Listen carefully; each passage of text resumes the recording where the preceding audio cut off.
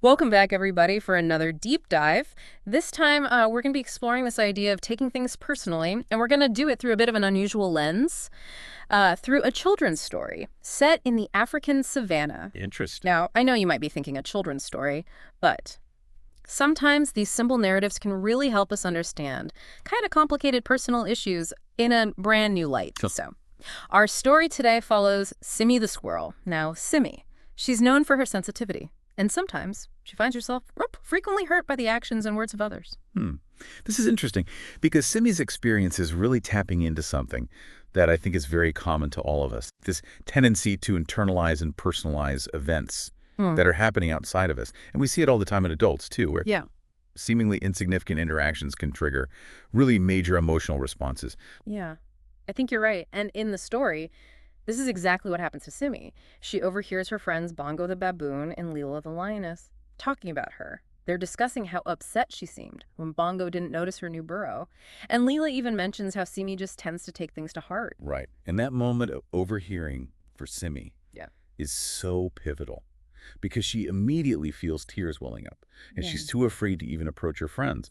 And this really speaks to that primal fear of social rejection and this deep-seated need that we all have to belong. That's so relatable. I think most of us have been there at some point, feeling that sting of insecurity and kind of that urge to withdraw when we perceive a slight, even if it wasn't intended. Absolutely. And it's in that moment of vulnerability that Simi seeks out Tamu the turtle, who is known for her wisdom throughout the savannah. And what's interesting is that Tamu doesn't offer Simi direct advice, but instead shares a story, a tale about Mosi the giraffe, who also struggled with sensitivity. Okay, so we've got a story within a story here. Love Yeah. it. Tell me more about Mosi and what wisdom he stumbles upon. Well, Mosi's turning point comes when he encounters Oren, a wise old owl, who offers him this simple yet really profound advice.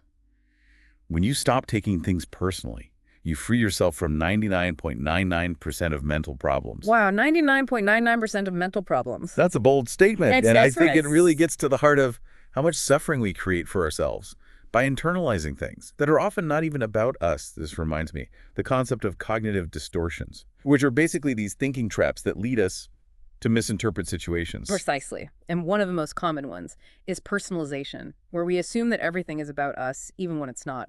Oren's advice to Mosi is directly challenging that distortion. Right. So Mosey hears this advice from Oran, and I'm guessing it has a pretty significant impact on him. Does he start applying this right away? He does. And that's where the real transformation begins. The story goes on to detail how Mosey starts to view situations differently. Instead of just jumping to conclusions Yeah. and assuming the worst, he starts to question his assumptions. He realizes that just because someone is in a bad mood, it doesn't necessarily mean they're upset with him. This reminds me of the idea of emotional regulation. It's like Mosi is learning to pause before reacting, take a step back, and assess the situation from a more objective perspective. Exactly. He's developing that crucial skill of not letting his emotions dictate his reactions, but instead choosing to respond in a more mindful and intentional way. So Simi is listening to Tamu tell this story about Mosi and his incredible transformation. What kind of impact does this have on her? Well, Simi is captivated by the story. It's like a light bulb goes off in her mind. She realizes that she, too, can choose to stop taking things personally.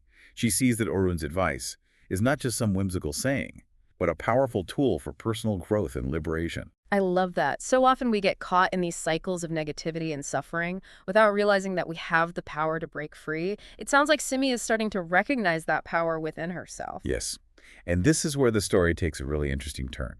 Simi doesn't just passively absorb Oren's wisdom, she decides to put it into practice.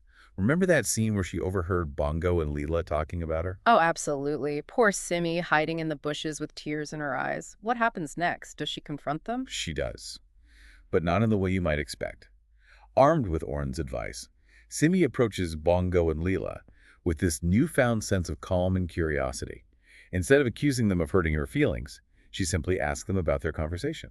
Interesting. So she's taking a more proactive and less accusatory approach. That's a big shift from her initial reaction of fear and withdrawal. Exactly. And this shift is key. By choosing to engage in a calm and open conversation, Simi opens the door to understanding and connection. And that's where the real magic happens. I can't wait to hear what unfolds. Let's dive into that in part 2 of our deep dive. As Simi approaches Bongo and Leela, her heart is still pounding, but she's determined to apply Aaron's wisdom. So instead of, accusing them, she simply says, I overheard you talking about me. Can you tell me more about what you were saying? Wow, that takes guts. I admire Simi's courage to face her fears head on, especially with that newfound sense of calm. I'm really curious to see how Bongo and Leela respond. Well, initially they're taken aback. They apologize for upsetting her, but Simi reassures them that she just wants to understand, and that's when the conversation takes a really interesting turn. Bongo explains that he was distracted the other day because his little one was sick and he was worried. So it had nothing to do with Simi at all. Exactly. This really highlights how often we jump to conclusions based on limited information. We create these elaborate stories in our minds without considering other perspectives. Exactly. And it's fascinating how Simi's willingness to listen opens up this space for empathy and understanding. Leela then adds that her comment about Simi being sensitive wasn't meant as a criticism. She was simply expressing concern because she'd seen Simi struggling. This is a great example of how communication styles can differ. What one person intends as a caring observation, another might interpret as a harsh judgment. I'm sure this resonates with many of our listeners who've experienced similar misunderstandings in their own relationships. Absolutely, and it underscores the importance of clear and open communication by creating a safe space for dialogue. Simi is able to clear up misinterpretations and strengthen her bonds with her friends. So Simi gains clarity on the situation with her friends and is able to let go of the hurt she was feeling. I imagine this experience solidified the power of Oren's advice, and she continues on a path of taking things less personally. You're exactly right. Simi begins to notice positive changes in her life. She's less reactive, more at peace, and starts attracting more genuine connections. The story highlights that her newfound happiness becomes almost contagious, and others are drawn to her positive energy. This is a fascinating point. Is there a psychological basis for why Simi's happiness might be contagious? Could it be related to mirror neurons or emotional intelligence? That's a great question. Research shows that our emotions can indeed be contagious when we're around positive people. Our mirror neurons fire as if we're experiencing those positive emotions ourselves. Additionally, people with high emotional intelligence tend to radiate positive energy, which can create a ripple effect. So Simi's shift in perspective not only benefits her directly, but also has a positive impact on those around her. I think that's a really powerful takeaway for our listeners. By cultivating our own inner peace and emotional well-being, we can contribute to a more positive and harmonious environment for everyone. It's like that saying, be the change you wish to see in the world. I couldn't agree more. Simi's story reminds us that personal growth isn't just about individual transformation. It has the potential to create a ripple effect of positive change in our communities and beyond. It's inspiring to think about how such a simple story can offer such profound insights into the human experience, but stories are just the starting point. What can our listeners do to actively practice taking things less personally in their own lives? That's where the real work begins. The first step is awareness. Start paying attention to your emotional reactions throughout the day. Notice when you feel triggered, defensive, or hurt by something someone said or did. It's like becoming a detective of our own minds, right? Observing our thoughts and feelings without judgment, just noticing the patterns. Precisely. Once you've developed that awareness, you can start challenging the thoughts that are causing you distress. Ask yourself, is this really about me? What other interpretations are possible? This is where cognitive reframing comes in, consciously choosing to look at the situation from a different angle. It's so easy to get caught up in our own narratives, those default stories we tell ourselves about why things are happening. But challenging those stories can be incredibly liberating. It's like taking off a pair of blurry glasses and seeing the world with fresh eyes. That's a great analogy, and as you practice this, you'll start to notice that things don't feel so personal anymore. Yeah. You'll develop a sense of emotional resilience and knowing that you don't have to react to every little thing that comes your way. This reminds me of this serenity prayer, accepting the things we cannot change, courage to change the things we can, and wisdom to know the difference. It seems like taking things less personally is about finding that wisdom, that inner peace that allows us to navigate the ups and downs of life with greater grace and ease. Beautifully said, and remember, this is a journey, not a destination. There will be times when you slip back into old patterns, and that's okay. Be patient with yourself and keep practicing. Over time, you'll find that taking things less personally becomes a natural way of being. So much valuable insight packed into this children's story. We've covered a lot of ground in this deep dive. What are some key takeaways that you would want our listeners to remember as they continue to explore this concept in their own lives? Firstly, remember that everyone is fighting their own battles. We all have our own unique perspectives and experiences that shape how we see the world. So before taking something personally, try to understand where the other person is coming from. That's such a crucial point. It's so easy to get caught up in our own bubble and forget that everyone else is going through their own stuff. Extending that compassion and understanding can make a world of difference. Secondly, remember that you have the power to choose your thoughts. You don't have to be a victim of your circumstances or your emotions. By consciously choosing more positive and empowering thoughts, you can shift your entire experience. I love that reminder. It's so empowering to know that we have agency over our own minds and how we choose to perceive the world around us. Like we have this internal control panel and we get to decide which channels we tune into. And finally, remember that taking things less personally is a practice, a journey of self-discovery and growth. It's not about becoming indifferent or detached. It's about freeing yourself from unnecessary suffering and experiencing greater peace and joy.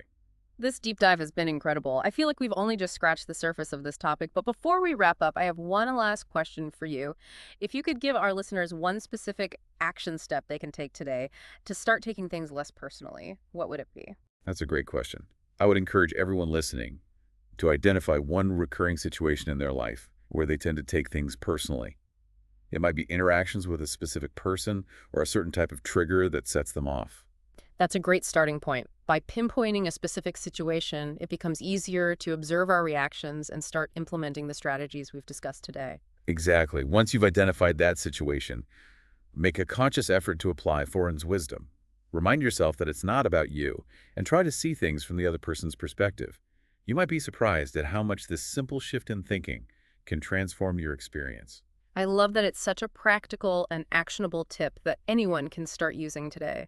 This deep dive has given us so much to think about. I know I'm already starting to see situations in my own life where I could benefit from taking things less personally. It's amazing how a simple children's story can spark such profound introspection. And that's the beauty of stories. They offer a safe space for us to explore complex emotions and ideas. Absolutely. And as we wrap up our exploration of Simi's journey, I want to go back to Oren's advice. When you stop taking things personally, you free yourself from 99.99% of mental problems. That statement might seem exaggerated at first, but the more we unpack this idea, the more I see its truth. It's a powerful reminder that so much of our suffering stems from our own minds, from the stories we create and the meaning we assign to events. When we let go of the need to personalize everything we work, we open ourselves up to a world of greater peace and freedom. It's like we're trading in a heavy, cumbersome backpack filled with unnecessary baggage for a lightweight, streamlined version that allows us to move through life with more ease and joy. What a fantastic analogy. And the beauty is that this backpack is entirely optional. We can choose to set it down at any time. So as our listeners continue on their own journeys of taking things less personally, what are some pitfalls they should watch out for? Are there any common misconceptions about this concept that you'd like to address? That's an important point. One common misconception is that taking things less personally means becoming passive or indifferent. But it's not about suppressing our emotions or ignoring our needs. Right. It's not about becoming a doormat or letting people walk all over us. Exactly. It's about recognizing that our worthiness is not dependent on external validation. It's about developing a strong sense of self-love and knowing that we are valuable regardless of others' opinions or actions. It's about separating our ego from the situation, right? Recognizing that not everything is a reflection of our worth. Precisely. And another misconception is that taking things less personally is a one-time fix. It's not a switch that we flip and suddenly everything becomes effortless. It's an ongoing practice, a commitment to showing up for ourselves and choosing a more empowering perspective. So it's like building a muscle, right? It takes time, effort, and consistency to develop that inner strength and resilience. Absolutely. And just like any muscle, it needs to be exercised regularly. The more we practice taking things less personally, the easier it becomes, and the rewards are well worth the effort. We've talked about the misconceptions, but what about the benefits? We've touched on them throughout this deep dive, but I think it's worth reiterating the positive impact this shift in perspective can have on our lives. Certainly when we stop taking things personally, we experience greater peace of mind, improved relationships, and increased emotional resilience.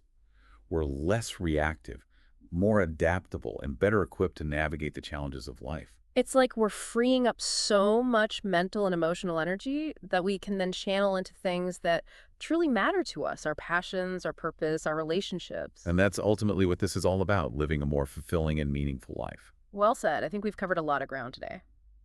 What are some final thoughts you'd like to leave our listeners with as they embark on their own journeys of taking things less personally? I would encourage everyone listening to remember that you are not alone on this journey. We all struggle with taking things personally at times. It's part of the human experience. But by cultivating awareness, practicing self-compassion, and choosing empowering thoughts, we can transform this tendency into a source of strength and growth. This deep dive has been incredibly insightful. Thank you so much for sharing your wisdom and expertise with us today. It's been a pleasure. And to our listeners, we hope this deep dive has provided you with valuable insights and practical tools to navigate the complexities of life with greater ease and grace. Remember, you have the power to choose your thoughts, your reactions, and ultimately your reality. So go out there and create a life that is filled with peace, joy, and meaningful connections. Until next time, keep diving deep and keep exploring the boundless potential within you. We'd love to hear from you. Share your thoughts and personal experiences on our social media channels. Thanks for joining us.